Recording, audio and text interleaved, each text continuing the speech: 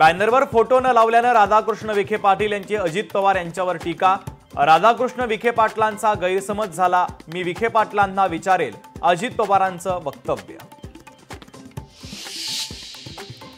समाजामध्ये तेढ निर्माण करणारे हेच ते अनाजी पंत। मुंबईतील मेळाव्यात भास्कर जाधवांची ब्राह्मण समाजावर टीका, तर माझा रोग गुहागरमधील बहुसंख्य ब्राह्मण समाजावर होता, भास्कर जाधवांचं स्पष्टीकरण। 15 ऑगस्टला ध्वजारोहणाची संधी न मिळाल्यानं नाराज नाही, वरिष्ठांचा निर्णय मान्य। मंत्री गोगावले यांची लोकशाही मराठी सोबत बोलताना प्रतिक्रिया।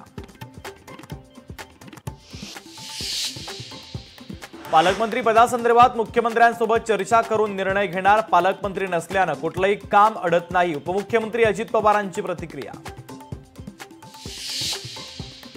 12 सप्टेंबरला मनसे आणि ठाकरेंच्या शिवसेनेचा संयुक्त मोर्चाला दोन्ही पक्षाचे वरिष्ठ नेतेही उपस्थित राहणार। नाशिक शहरातील समस्या आणि इतर प्रश्नांवर काढणार मोर्चा।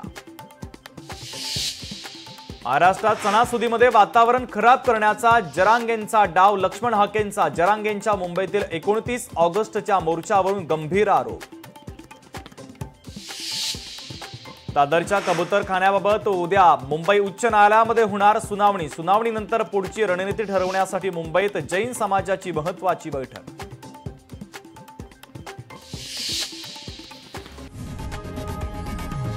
लोकशाही मराठी ऐका, पहा, जागरूक रहा।